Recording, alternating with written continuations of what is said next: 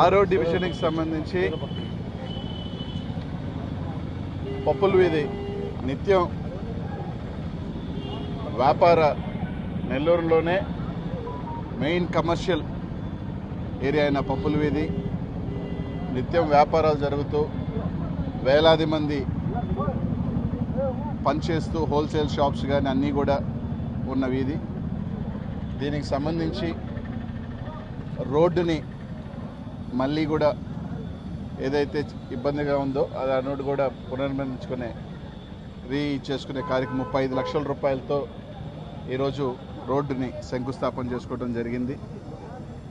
ఇదే కాకుండా ఈ డివిజన్లో ఇప్పటికే ప్రభుత్వం రాగానే సెట్టిగుంట రోడ్డు ఏదైతే ఇరుకుగా ఉన్నిందో దాన్ని అక్కడున్న ఇల్లు వెనక్కి పెట్టి ఆ రోడ్డును కూడా వెడల్పు చేసి డ్రైన్ కూడా కట్టడం జరిగింది. ఇదే కాకుండా ఈ డివిజన్లో దాదాపు ఇంకో 1 కోటి రూపాయలతో నిధులు కూడా కేటాయించి కొరవ పనులు కూడా చేస్తూ ఉన్నాం. ఎక్కువ కూడా వ్యాపారస్తులు ఉన్న ప్రాంతం. సో దీనికి సంబంధించి ఎక్కడ కూడా ఏ చిన్న పనులు ఉన్నా కూడా పూర్తి చేసుకొని వాళ్ళకి ఇబ్బంది లేకుండా వాళ్ళకి వ్యాపారం కూడా బాగా జరిగే విధంగా కూడా చేసే కార్యక్రమాలు కూడా చేయాలని ఆలోచన చేస్తూ ఉన్నాం. అలాగే ఇక్కడున్న వ్యాపారస్తు పెద్దలందరూ కూడా ఒకసారి ఈ ప్రాంతానికి సంబంధించి పెద్దలు పెంచలేడని కానీ అలాగే వాళ్ళ అసోసియేషన్స్ అయిన శ్రీరామ్ సురేష్ అన్న, మంచికన్ సీనన్న, షరాబన్న, స్థానిక కార్పొరేటర్ మస్తానమ్మ గారి అన్ని దగ్గరుండి చూసుకుంటున్న వాళ్ళ అబ్బాయి శ్రీధరు. సో వ్యాపారం అనేక సంవత్సరాల నుంచి హోల్సేల్ మార్కెట్ని ఏదైతే పుల్లం సత్రంలో మనకి 23 ఎకరాలు ఉందో సో ఇవన్నీ కూడా అక్కడికి కానీ హోల్సేల్ది మనం నీట్గా కానీ వాళ్ళందరికీ కూడా స్థలాలు కానీ అనేక రకాలుగా డిస్కషన్స్ జరిగి ఒక తుది రూపుకి తీసుకొని వచ్చి 80 కోట్ల రూపాయలతో ఒక ఎస్టిమేషన్ వేసి దాన్ని కూడా ఒక రూపొందించి ప్రభుత్వానికి కూడా పంపించాం.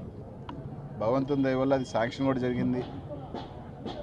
తొందరలోనే 2 నెలల లోపల దాన్ని కూడా టెండర్ వేసుకొని సో ఇక్కడున్న వాళ్ళందరికీ కూడా ఎందుకంటే ట్రాఫిక్ ఎక్కువైపోయింది, లారీలు కానీ అన్నీ కూడా ఇక్కడికి రావాలన్నా కూడా దించుకోవాలన్నా కూడా అనేక రకాల ఇబ్బందులు ఉన్నాయి. సో అందరికీ కూడా లారీ ట్రాన్స్పోర్టర్స్తో సహా ఆల్ హోల్సేల్ అసోసియేషన్స్ సహా వాళ్ళందరి సలహా మేరకు వాళ్ళందరి దగ్గర నుంచి ఫీడ్బ్యాక్ తీసుకొని దాదాపు అది 80 crores చేయడం జరిగింది. అది కూడా భగవంతుడి పండగ లోపలే అది కూడా అయితే ఈ ప్రాంతానికి ఇక్కడున్న హోల్సేల్ వ్యాపారస్తులకు కూడా అన్నీ ఒకే దగ్గర సమకూర్చుకునే కార్యక్రమం కూడా తొందరలోనే చేస్తాం.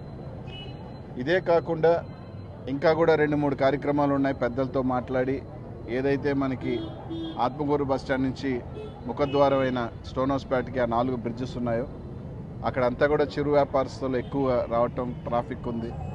వాళ్ళని కూడా అవసరమైతే ప్యారలల్గా ఒక ఐరన్ బ్రిడ్జ్ లాగా ఒకటి ప్లాన్ చేస్తూ ఉన్నాం. సో దట్ వాళ్ళందరినీ కూడా అక్కడికి షిఫ్ట్ చేసి ట్రాఫిక్ స్మూత్ చేసి పార్కింగ్ను కూడా ఏదో ఒక రకంగా కొంతవరకైనా సరే ఇంకొక పెద్దలతో మాట్లాడి ఒక పార్కింగ్ ప్లాట్ఫామ్ కూడా ఒకటి ఏర్పాటు చేసి కొంతవరకైనా సరే తగ్గించాలని ఒక ఆలోచనతో ఉన్నాం. దాన్ని కూడా ఇక్కడున్న పెద్దలందరితో కూడా, ఎందుకంటే వీళ్ళందరూ కూడా బిజినెస్ పీపుల్, వాళ్ళందరూ సూచనలు తీసుకొని వాళ్ళందరూ సలహాలు తీసుకొని వాళ్ళకి ఇబ్బంది లేకుండా అలాగే ట్రాఫిక్ ఇబ్బంది లేకుండా ప్రజలకు ఇబ్బంది లేకుండా చేసే కార్యక్రమం కూడా తొందరలోనే ఒక కార్యక్రమం కూడా చేస్తామని చెప్పి తెలియజేసుకుంటూ ఇక్కడున్న వ్యాపారస్తులందరికీ ఒకటే చెప్తా ఉన్నాం.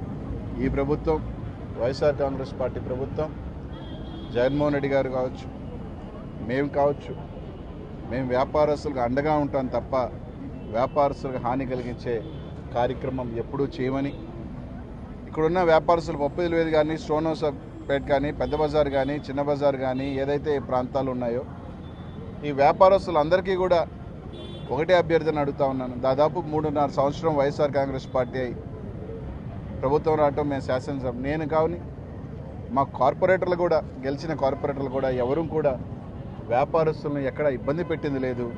వాళ్ళ వ్యాపారాలు వాళ్ళు చేసుకొని అవకాశం ఉంటే మా సహాయం అవసరమైతే సహాయం చేసేవాళ్ళమే తప్ప ఎవరిని కూడా ఇబ్బంది పెట్టేవాళ్ళం కాదు. ఎవరిని కూడా ఇబ్బందులు కూర్చేసేవాళ్ళు స్వేచ్ఛగా ప్రశాంతంగా వాళ్ళ వ్యాపారాలు చేసుకుంటూ వాళ్ళకి ఏమన్నా అవసరమైతే తోడుగా ఉండే శాసనసభ్యులమే, మా కార్పొరేటర్లమే, వైఎస్ఆర్సీపీ నాయకులు కానీ పెద్దలందరూ నేను తెలియజేస్తాను. కాబట్టి అందరూ కూడా దాన్ని ఆలోచన చేసి ఎవరు ఈరోజు మమ్మల్ని ఏ రోజు కూడా ఇబ్బంది లేకుండా మా జోలికి రాకుండా కనీసం మా అవకాశం ఉంటే సాయం చేయడం తప్ప మేము ఎవరిని కూడా, ఎందుకంటే వ్యాపారస్తులు వ్యాపారం చేసుకుంటేనే వాళ్ళు 10 మంది వాళ్ళ కింద బ్రతుకుతారు, వాళ్ళ కింద 10 మంది వాళ్ళు ఉద్యోగం ఇస్తారు. దానివల్ల ప్రభుత్వానికి ఆదాయం, 10 మందికి వృత్తి కూడా ఉద్యోగం వస్తుంది. కాబట్టి వాళ్ళు బాగుంటేనే రాష్ట్రమైనా దేశమైనా బాగుంటుంది అనే ఆలోచనతో ముందుకు వెళ్ళే వ్యక్తులు అని చెప్పి తెలియజేసుకుంటూ అభివృద్ధి విషయంలో ఎక్కడా రాజీ పడేది లేదు. ఇంకా కూడా ఈ డివిజన్కి సంబంధించి ఇంకా ఏం చేయాలో వ్యాపారస్తులు సూచనలు తీసుకొని తప్పకుండా అభివృద్ధి చేస్తామని చెప్పి తెలియజేస్తూ ఎక్కడా రాజీ పడము, అలా అని చెప్పి ఎవరిని ఇబ్బంది పెట్టము.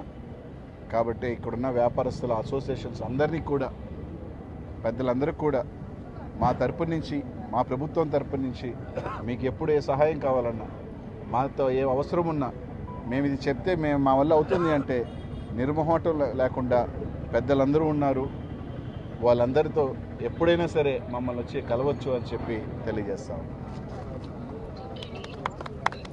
హాయ్ ఫ్రెండ్స్, మా టుడే టుమారో యూట్యూబ్ ఛానల్ చూస్తున్నందుకు చాలా థ్యాంక్స్. మరిన్ని లేటెస్ట్ వీడియోస్ కోసం వెంటనే సబ్స్క్రైబ్ చేయండి. అలాగే ఈ బెల్ ని కూడా రింగ్ చేసేయండి. మా నోటిఫికేషన్స్ అన్ని మీ మొబైల్లో వస్తాయి.